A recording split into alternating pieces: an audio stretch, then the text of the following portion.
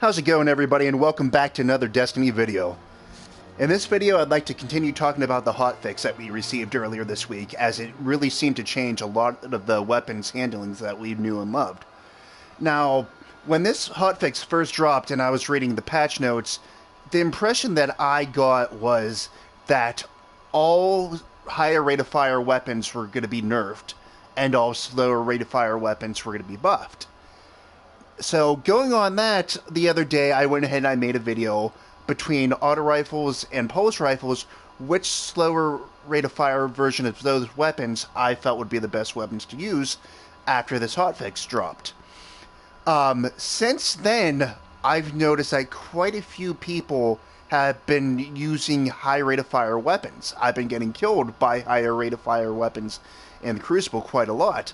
So, that kind of caught me off guard a little bit, because, as I said, I was under the impression that higher rate of fire weapons were being nerfed. So I took that and I decided to go ahead and jump in the Crucible and test out some of the higher rate of fire weapons that I had and see how they fared for me. Now, there are a few that I found that worked very well, and the first two that I'm going to be touching base on here, you're probably going to see me talk about them and be like, fuck this video. But please just stay with me. The first gun that I used was Atheon's Epilogue. Now, I'm not a fan of this rifle at all. However, there's no denying that while I was running in class with it, it held its own. It didn't do fantastic, but I was still getting kills with it. It wasn't a terrible gun to use. I think I finished a round of class with about 9 or 10 kills with this weapon.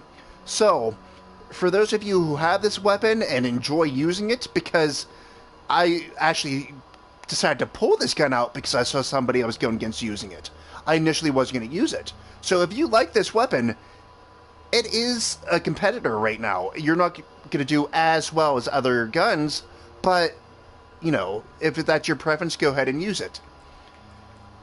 The second one we're going to be talking about is Fabian's Strategy, and I fucking hate this gun. I really didn't want to even use this. I had to buy it out of the kiosk because I went ahead and I deleted it a long time ago. However, at the same time, I jumped in the Crucible with this, and damn it, I did very well with this weapon. I think I ended a round of class with about 13 kills with this gun. It actually hurts me to say that, because I hate this gun with a passion. I've never liked it. But ever since this buff, this gun does seem to be a competitor. So for those of you who do like using this gun, you're in luck, because it is a beast now. After those two guns, I went ahead and I decided to give my Clever Dragon, who has the high caliber rounds, a shot and see if it was really nerfed as I was led to believe to be. This gun absolutely did receive a nerf. However, it does still do decent in the Crucible. It's nowhere near as beastly as it was before. The rate of fire seems to be nerfed. The impact is nerfed, but you still can get quite a few kills with these. I think I ended a round of clash with about 11 kills using this gun. So, obviously not as great as it used to be, but it's still a competitor. If you guys had a Clever Dragon before, even if it didn't have high caliber rounds on it, and you were bummed that it was getting nerfed because you really liked using that gun, go ahead and continue to use it, because it still does work well in Crucible. It's just not as much of a monster as it used to be. Moving on, I went ahead and I used both the Mida multi-tool, and I used the NL Shadow.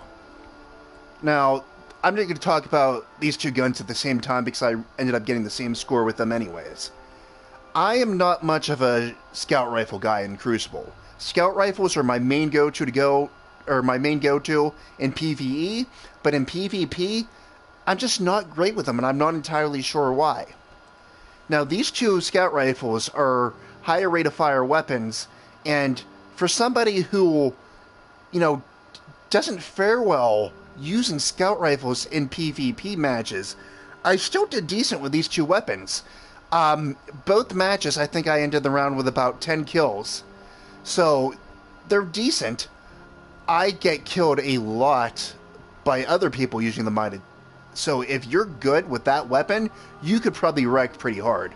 So it's these two guns are absolutely two that I'd recommend. Moving on from there, we went ahead and we tested out the Monte Carlo. Now, the beginning of year 2, this was my main PvP weapon. I absolutely loved this gun at the beginning of year 2. And then a hotfix came out, I believe, and it kind of nerfed the Monte Carlo a little bit, and I wasn't as much a fan of it, and I haven't touched it since then. During this video, though, I decided to go ahead and give it a shot, pull it back out, see how it does. And if I got to tell you, it held up very, very well. I was going through people like crazy using this gun, and most importantly, I had a lot of fun using it. I think I ended a round of Clash with about 16 kills using this gun. So the Monte Carlo absolutely seems to be back, and I'm thrilled about that because I love this gun in year 2. If you enjoy using this gun, I definitely recommend that you go ahead and pull it out. Finally, looky at this bitch. During last year's April update, when I got this gun to drop, I fell in love with it. I destroyed it in Crucible. I absolutely loved this gun. However, during midsummer, Destiny went ahead and rolled out a patch that nerfed weapons such as the Soul Stealer's Claw and the Doctrine of Passings. And ever since then, that gun turned into garbage. And it just sat in my vault since. I'd never used it again. And it was kind of a bummer because I really enjoyed using this gun. Now, earlier in the day, I was watching a video from Kush, and he was talking about him using the Doctrine of Passing again, and, you know, how well he was doing with it. So I'm thinking to myself, you know, the Soul Stealer is a similar gun to the Doctrine of Passing, and you can't get the Doctrine anymore in year 3. However, you still can get the Soul Stealer Claw from ranking up House of Judgment. So I decided to go ahead and dust off my Soul Stealer and use it again to see how it fares. And my god, this gun is absolutely back. I was wrecking using this weapon, and I was enjoying every minute of it. I think I ended a round of Clash with about 25 kills with just this gun. So, oh yeah, this is definitely going to be my new primary PvP weapon for sure. So if you have this weapon, go ahead and pull it out and give it a shot because it's a lot of fun to use. The only thing about this gun is you want to make sure that you have a good stability perk on this because otherwise it goes all over the place. Like for instance, I have Perfect Balance and Hidden Hand. So the stability on this weapon for me is pretty good. Those are all the weapons that I tested out that I felt, you know, could hold their own as far as high rate of fire weapons. For those of you who do have the Doctrine of Passing, I personally do not, but if you guys have that, go ahead and pull it out and see how you do with it, because according to Kuch, it's pretty wrecky again, and if it's anything like the Soul Stealer's Claw, I'm sure it's going to live up to expectations. So, in the end run, it seems like the high rate of fire weapons are taking over Crucible again.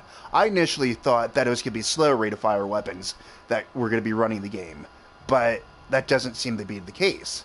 So it makes me wonder what you guys think. Do you feel that it's good that the high rate of fire weapons seem to be taking over, or would you rather see something else?